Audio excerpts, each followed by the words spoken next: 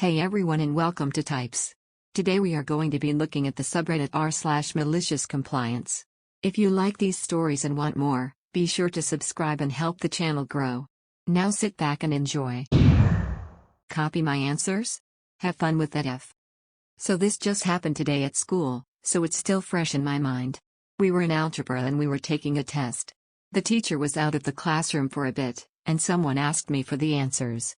Now I had secretly hated this kid for almost a year because he had destroyed my $210 phone and only paid me back $20 and said hopefully this will be enough for a screen protector.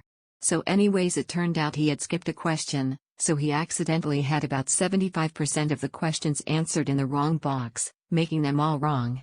He asked me to erase them for him so he could copy my answers because his arm hurt.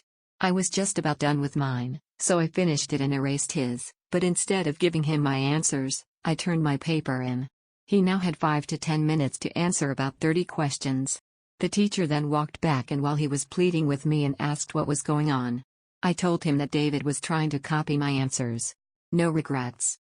Edit, getting a lot of comments about how he broke my phone, so here's the story. I'll try to keep it brief.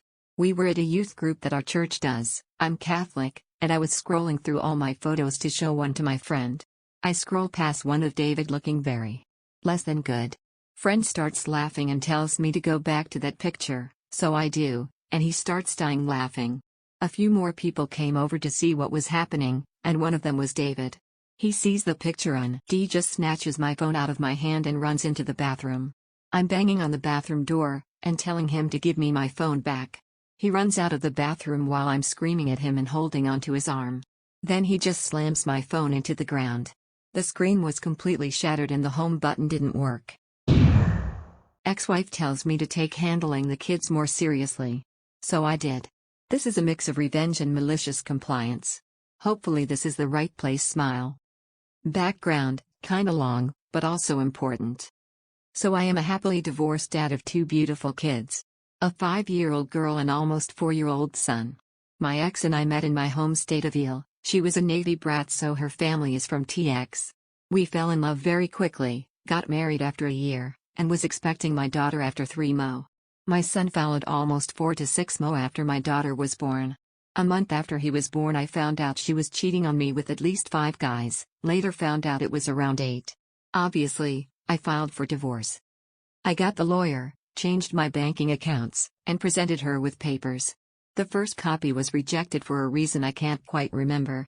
Upon revision, I had my lawyer also change the custody from me having the kids every other weekend to every single weekend. Much to his surprise, she signed it. We shared the kids accordingly. She was super pissed, but there was nothing she could do about it, and when I could no longer afford to live in the state, she moved back to TX. Fast forward 2 years without seeing the kids, couldn't afford to see them except on one Christmas. I got out of the Navy, moved back home, and I got the kids for 3 months. I was appalled by their development delays. Both kids were rated in the bottom 5% of kids their age. My daughter didn't have a clue about potty training at 3, barely speaking, and had no awareness of adult authority. My son was not even close to walking, nonverbal, wouldn't eat most meats, and was afraid of grass. When I returned them, my daughter would listen to adults, was potty trained, and speaking in almost complete sentences. My son was walking, saying some words/hand signals, and eating a variety of different foods. I worked my ass off to get them there. Also spent a lot on 2 times a week therapy for both of the kiddos. Money well spent. Anyways, I stayed in Eel for about 1.5 to 2 years, gathering up enough money to move to TX. I had a little amount saved, but I started dating a girl who I came to find out was also wanting to move to TX. So we pooled our money together and moved down. Almost done with background, guys. We got down to TX and lived out of hotels for around a month, found jobs, found a place and moved in. I work in a sales position in a large bulk type store, and my GF works at a sandwich place. At this time my ex and I are not going by the divorce decree custody days, because of convenience. Well, a person ended up quitting the job and I had to take their hours, so my GF got permission to bring my kids to her work. The GM loves them. Well, they were being toddlers, and she texted a mutual friend of my ex and me asking if she could watch the kids for a few hours. That got sent to my ex. My ex and new hubby got pissed, and they came to my work and chewed me out saying that I need to take the kids' well-being more serious. Why? Roger that fuckers. Now I realize I messed up that day. I was not mad at what they said. I was pissed at the fact they did that in front of my trainee, a customer, and co-workers. Malicious compliance/revenge. During my setup phase I was not paying my full child support, which was kind of them, but that ended because I was now taking things more seriously. The next morning I talked to my boss, told him what happened and informed him that I could not work at the time specified on my divorce decree because now that I am taking things seriously, I will now have the kids every weekend. I then transferred my ex the remainder of child support, informed her that she was right and I needed to take things more seriously, so I will be by after work to pick the kids up after work for my court-appointed custody. She was confused but agreed.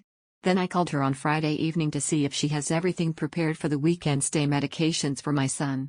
She flipped out saying they have plans all day Saturday, and church Sunday morning. She screamed, "WTF are you making these demands all of a sudden? Hold my check? Okay, let's cash it instead. And then I'll deposit the cash." So this was a few years ago. My crappy bank at the time had a policy about check deposits, over a certain amount, maybe $500, they held them for 24 hours. Well, I got paid on Friday by check. It was a small employer that didn't offer direct deposit. So every 2 weeks I went to the bank after work. The tellers were still working but apparently the processing day was over.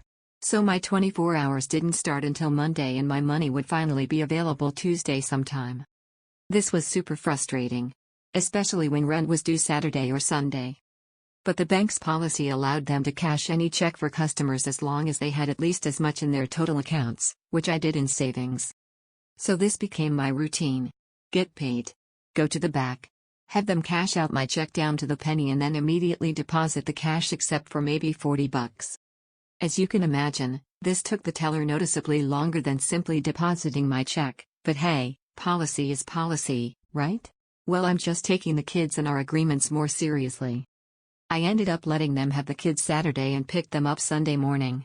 I then informed my ex and hubby that we would need at least a week's notice for any change in plans on weekends in case we had things planned, generally if they wanted to do something special with kids if we didn't have plans, even at last minute. Since I was taking things more seriously, my GF and I kept very meticulous records of any injury, diaper rash on my daughter from not wiping correctly, and physical appearance upon pickup. We would treat said rashes, note any changes in our little black book, them take a photo of the pages with a timestamp. When they returned we would then note any worsening of any rash, injury, or non-treatment. We also signed the kids up for more therapy since they are still very much behind. This went on for a few months until, surprise, my ex had enough and brought me to court to force the changes she wanted. I presented the judge with everything. The DRS notes I had from day one. The doctor's notes from my ex with conflicting information. These notes were things she would tell the state-funded therapist for my son, as well as all the expenses for the therapies I was giving my kids. Then I showed her our notes, the printed time-stamped photos, and the many times any rashes would be present or worse when we got the kids. My ex broke down into tears since she brought her entire family and several friends for support. The increase in child support she wanted was shot down, and instead was almost halved since I was making less than I was prior, the expenses I had for the kids, and my overall time with the kiddos. The change in custody she so desperately wanted? Well, the judge ordered it to stay the same with the change of alternating Sundays. Slightly annoying. Walking out she asked me through tears, "How could you do this to me?" To which I replied I was taking things with the kids seriously. You can't miss more than a day. I just realized that I might have malicious compliance story. Well, sorta. Sorry if I place this and it doesn't quite meet malicious standards. Me, the woman with the dual scars. Teacher for my X-ray course, not the bad lady at all. A, admissions/attendance lady. M, a classmate I shared a desk with through all the other classes, we were pretty close. A little backstory before the MC. In 1999, I graduated from high school and during that year, I started to lose feeling in my fingers. I found out that I had a condition called ulnar nerve palsy. Doc said that the nerve in that arm was so tight that it was like a rubber band and the tissue/muscles/ligaments in my fingers were starting to atrophy and claw, so I couldn't straighten them. I used to be able to touch very hot things because I couldn't feel it. The condition made it hard for me to play my flute, my saxophone, write, type, Pretty much anything that involves using my hand. I had surgery on my right arm and had what's called an ulnar nerve transfer and epicondylectomy. This procedure involves repositioning the ulnar nerve that allows you to feel/move the left side of your ring finger and all of your pinky. They also cut off a portion of my funny bone to allow the nerve to glide over the area without becoming stretched or impinged.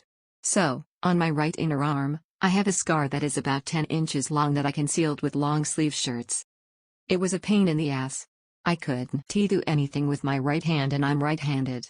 At the time, I was in community college and so I had to figure out how to do homework, labs and the like with only one hand while the other was healing, painfully. I couldn't go to flute quartet practice for what seemed like forever. So now that the backstory is done, we fast forward a bit. In 2000, I decided that I didn't want to do community college anymore, and instead, I wanted to go to trade school. I did extremely well, thanks to being in a biotechnology and performing arts high school previously. So about 6 months into the 10-month medical assisting and limited X-ray program, I had a recurrence of ulnar nerve palsy.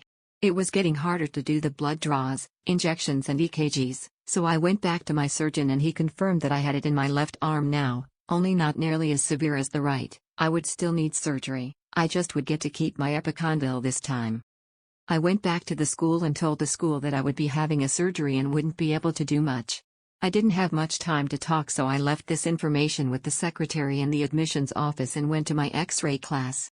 About halfway into the class, someone from the admissions office called me and my teacher out into the hallway. So with your surgery, do you know when it will be and how long you'll be out? You're having surgery? She looked a bit concerned but I didn't really know why. Yeah, I have to have the ulnar nerve in my left arm moved. The teacher looked at the lady from admissions. Ev, did you know that during the limited X-ray portion of the program, you are only allowed to have one absence? You have to be here for each of the classes or you have to take the entire course over again. No. I looked at the admissions secretary. There's no medical exceptions? Even if I speak with the dean?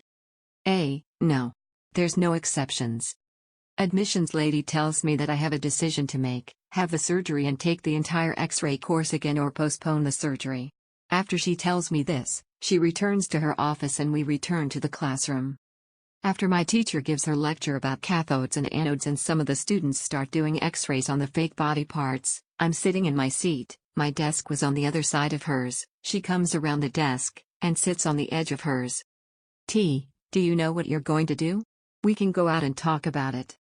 I'm not too shy about my medical issues, plus, everyone in the class has seen my scar on my right arm, hell, they've seen me shirtless or sans my scrub bottoms as we practiced EKGs, butt shots and thigh shots on each other. I don't know. I don't want to take the course all over again, but I can't postpone the surgery because it will probably get worse. Is this on your left arm? I tell her that if I miss more than one day, I'll have to take the course again. And a few of the students near us are irritated over this rule because it was something that wasn't widely known. I surely didn't know about it. Do you know if you'll be staying overnight in the hospital?